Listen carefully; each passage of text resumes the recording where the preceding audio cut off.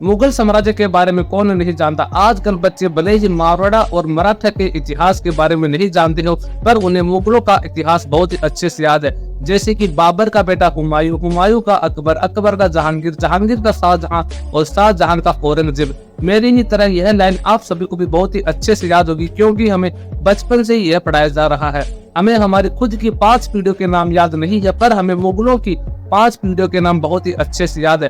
तो आज के इस वीडियो के अंदर हम ऐसे ही मुगल शासक के बारे में बात करेंगे, जिसने अपने शासन काल के अंदर हजारों हिंदुओं को मुस्लिम धर्म में कन्वर्ट करवा दिया, और न जाने कितने ही हिंदू मंदिरों को तोड़ाया गया, और न जाने कितने हजारों हिंदुओं को मारा गया। यहाँ तक कि उसने अपने बाप और भाई को भी नहीं छोड़ा था, उन्हें भी बेरहमी से मार दिया। तो वीडियो शुरू करने से पहले आप हमारे चैनल को सब्सक्राइब जरूर कर दें, यह आपके लिए फ्री है पर मेरे लिए बहुत इंपॉर्टेंट है। तो चलिए शुरू करते हैं। उस मुगल शासक का नाम है औरंगजेब। औरंगजेब का जन्म 3 नवंबर 1618 को गुजरात के अंदर हुआ था। यह शाहजहां और मुमताज महल की 6ठी संतान और तीसरा बेटा था। शाहजहां उस टाइम पर गुजरात के सूबेदार थे। औरंगजेब बचपन से ही बहुत तेज दिमाग वाला और शातिर लड़का था। औरंगजेब ने बचपन में ही इस्लाम, पॉलिटिक्स और मिलिट्री राजनीति के बारे में सीख लिया था। वह बचपन में ही कुरान और हदीस में माहिर हो गया था। वह बड़े बुजुर्गों से मिलता था और इस्लाम के बारे में नॉलेज लेता था। वह इस्लाम की गहराई में चलता गया। बचपन में औरंगजेब का ध्यान बादशाह बनने की बजाय इस्लाम में ज्यादा था। वह एक बार 1645 में समरकंद के युद्ध में गया हुआ था। तो युद्ध के दौरान उसे पता चला कि अभी नमाज का टाइम हो गया है। तो औरंगजेब हाथी से नीचे उतरकर नमाज अदा करने लग गया था। औरंगजेब की अपने बड़े भाई दारा सिखों के साथ बिल्कुल भी नहीं बनती थी। उनके आए दिन झगड़े होते रहते थे। औरंगजेब दारा सिखों को काफिर बुलाता था और दारा सिखों औरंगजेब को नमाजी बुलाता था, क्योंकि दारा सिखों औरंगजेब से बहुत ही ज्यादा अलग था। वह एक सेकुलर इंसान था। वह हिंदू और मुस्लिम दोनों धर्मों को एक ही मानता था। दारा सिखों संस्कृत और फारसी भाषा भी बोलता था। शाहजहां ने कई बार यह ऐलान भी किया था कि अगला सम्राट दारा सिखों बनेगा, पर औरंगजेब इससे बिल्कुल भी राजी नहीं था। शाहजहां दारा सिखों से ज्यादा लगाव करता था। पर एक दिन सितंबर 1657 के अंदर शाहजहां बीमार पड़ गया और शाहजहां का डेली दरबार भी बंद कर दिया गया। और फिर शाहजहां ने यह ऐलान कर दिया कि अब अगला सम्राट दारा सिखों बनेगा। फिर 1658 में ही औरंगजेब और दारा सिखों के बीच समूहगढ़ में लड़ाई लड़ी गई। दारा सिखों को युद्ध लड़ना नहीं आता था, जिस कारण औरंगजेब आसानी से यह लड़ाई जीत जाता है। इसके बाद औरंगजेब ने जो किया वो आप सोच भी नहीं सकते। इसने पहले तो शाहजहां के किले की पानी की सप्लाई बंद कर दी। शाहजहां ने अपने ही बेटे औरंगजेब से पानी की भीख मांगी ताकि उन्हें प्यासा न मारे जाए। अपने ही भाई के साथ जंग जीतने पर औरंगजेब ने क्या किया ये सुनिए आप। औरंगजेब ने पहले तो दारा सिखों को फटे पुराने कपड़े पहनाए और उसे एक हाथी से बांधा गया। हाथी से बांधकर दारा सिखों को दिल्ली की गलियों में घुमाया गया और फिर उसका भरे चौराहे के अंदर सर कलम कर दिया गया। दारा सिखों का कटा हुआ सर औरंगजेब शाहजहां के पास लेकर गया, जिसे देखकर शाहजहां भी चौंक जाता है। और औरंगजेब ने शाहजहां को भी आगरा के किले के अंदर बंदी बनाकर रखा हुआ था। और फिर 22 जनवरी 1666 को उसी किले की कैद आने में शाहजहां की भी मौत हो जाती है।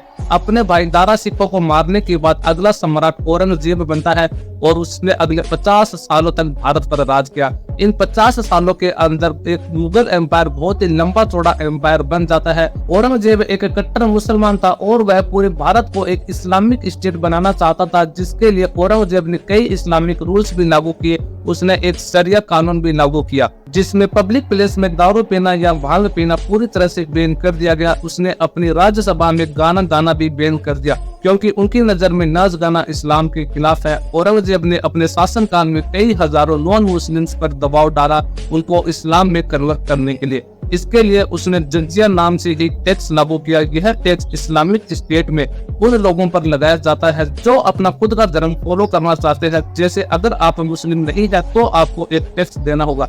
मुगल बादशाह अकबर ने अपने राज के दौरान इस टैक्स को हटा दिया था और औरंगजेब ने इसे वापस लागू कर दिया। इस पॉलिसी का मकसद यह था कि मुस्लिम की संख्या बढ़ाना, हिंदुओं पर दबाव डालकर। उसने हिंदुओं के त्योहार पर भी पूरी तरह से बैन लगा दिया था। अपने 50 साल के शासनकाल में औरंगजेब ने लगभग 1000 हिंदू मंदिरों को तोड़ा था। औरंगजेब ने 1691 के अंदर पुरी के जगन्नाथ मंदिर को भी तोड़वाने का आदेश दिया था, पर वहां के लोकल ऑफिसर्स ने औरंगजेब की यह बात नहीं मानी। उन्होंने उस मंदिर को तोड़ने के बजाय उस मंदिर के दरवाजे हमेशा के लिए बंद कर दिए और उन मंदिर के दरवाजे दोबारा खोले गए औरंगजेब की मरने के बाद। और यही नहीं, 1669 के अंदर औरंगजेब ने आज जो बनारस के अंदर ज्ञानवापी मस्जिद है, वहां पर पहले काशी विश्वनाथ का मंदिर हुआ करता था, उसने उस मंदिर को तोड़वाने का भी आदेश दिया था। और 1669 में उस मंदिर को तोड़वा कर वहां पर ज्ञानवापी मस्जिद बनाई गई, जो कि कुछ टाइम पहले काफी चर्चा में भी थी। औरंगजेब ने अपने शासन काल में बहुत सारे हिंदू मंदिरों को तोड़वा कर वहां पर मस्जिदें बनाई। वह उन मंदिरों में रखी मूर्तियों को भी तोड़वा देता था और उन मंदिरों को लूटा भी जाता था। औरंगजेब ने हिंदुओं के अलावा सिखों पर भी बहुत सारे जुल्म किए थे। साल 1675 के अंदर औरंगजेब ने सिखों के 90 गुरु तेग बहादुर जी को भी मार दिया था, क्योंकि उन्होंने इस्लाम धर्म को कबूल नहीं किया था। औरंगजेब पहले कश्मीरी पंडितों को फोर्स कर रहा था इस्लाम धर्म कबूल करने के लिए, तो कश्मीरी पंडितों की मदद करने के लिए गुरु तेग बहादुर जी आगे आए और उन्होंने पंडितों से कहा कि औरंगजेब से यह कह दो कि अगर गुरु तेग बहादुर जी इस्लाम धर्म कबूल कर लेंगे तो हम पंडित भी इस्लाम धर्म को कबूल कर लेंगे। यह खबर सुनकर औरंगजेब ने गुरु साहब को मिलने के लिए दिल्ली बुलाया। फिर गुरु तेग बहादुर जी अपने 3 लोगों के साथ दिल्ली के लिए रवाना हुए। इनके दिल्ली पहुंचने से पहले ही इनको बंदी बना लिया गया और जेल में डाल दिया गया। औरंगजेब ने गुरु तेग बहादुर जी को 2 ऑप्शन दिए कि या तो वे भरी सभा के अंदर एक चमत्कार दिखाए कि वे भगवान के कितने करीब है, और या फिर वो इस्लाम धर्म को कबूल कर ले। औरंगजेब की लाख कोशिशों के बाद भी गुरु तेग बहादुर जी अपनी बात पर अड़े रहे, तो औरंगजेब ने उनके 3 साथियों को टॉर्चर करके एक एक को मारना शुरू कर दिया। एक के शरीर के टुकड़े टुकड़े कर दिए गए और एक के शरीर को उबलते पानी में फेंक दिया गया और तीसरे को जिंदा जला दिया गया। इसके बाद भी गुरु साहब ने इस्लाम धर्म कबूल करने से मना कर दिया, जिसके बाद चांदनी चौक में भरे बाजार में गुरु तेग बहादुर जी का भी सर कलम कर दिया गया। औरंगजेब ने इस्लाम धर्म कबूल न करने पर एक और राजा को बहुत ही बेरहमी से मारा था, और वे थे छत्रपति शिवाजी महाराज के बड़े बेटे संभाजी महाराज। 23 साल की उम्र में अपने पिता को खोने के बाद पूरे राज्य की भागदौड़ संभाजी महाराज ने ही संभाली थी। पूरे राज्य की जिम्मेदारी उन्हीं के ऊपर थी, और औरंगजेब ने संभाजी महाराज को धोखे से बंदी बना लिया और उनके सामने उन्होंने 3 शर्तें रखी कि या तो वह औरंगजेब को अपना बादशाह मान ले, और दूसरी मराठा एम्पायर का पूरा खजाना औरंगजेब के नाम कर दे, और तीसरी यह कि वो इस्लाम धर्म को कबूल कर ले। पर संभाजी महाराज ने तीनों ही शर्त मानने से मना कर दिया, और इसके बाद औरंगजेब ने जो किया वो किसी ने सोचा भी नहीं था। संभाजी महाराज को घायल करके ऊंट पर लटका दिया गया और पूरे राज्य में घुमाया। रास्ते में उनके ऊपर पत्थर भी फेंके गए। फिर औरंगजेब ने उन्हें जेल में डाल दिया। संभाजी महाराज 40 दिनों तक औरंगजेब की कैद में रहे, और 40 दिनों तक संभाजी महाराज को रोज नए नए तरीकों से टॉर्चर करते रहे। रोज संभाजी महाराज से एक ही सवाल पूछा जाता था कि क्या तुम्हें शर्त कबूल है, तो संभाजी महाराज उन्हें साफ साफ मना कर देते।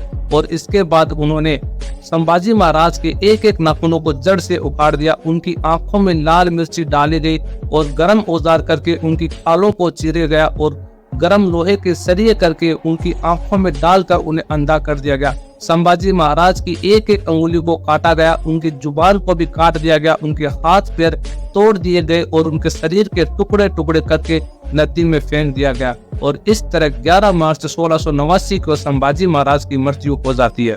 ये थे हमारे देश के किसी जमाने के वीर योद्धा, जिनके शरीर के टुकड़े टुकड़े होने पर भी वो इस्लाम धर्म को कबूल नहीं करते थे, और आज के टाइम आपको ऑनलाइन गेमिंग ऐप के जरिए या फिर ब्रेन वॉश करके ही आसानी से इस्लाम धर्म में कन्वर्ट करवा देते हैं। औरंगजेब ने मुसलमानों पर भी खूब अत्याचार किए थे। जो भी मुस्लिम इस्लाम धर्म को कट्टरता से फॉलो नहीं करते थे, मुस्लिम धारणाओं के अकॉर्डिंग नहीं रहते थे, वो उन मुसलमानों को भी सजा देता था।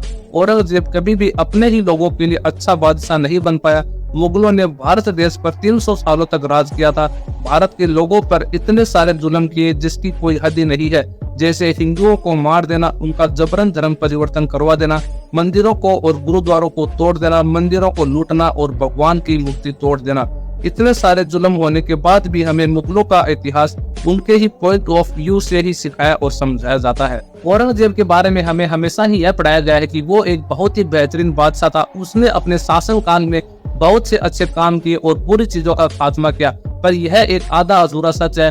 असली सच तो यह है कि मुगल साम्राज्य और उनके इतिहास की कहानी हमें हमेशा ही एक साइड से पढ़ाई गई है। असली सच्चाई हमें कभी भी बताई नहीं गई।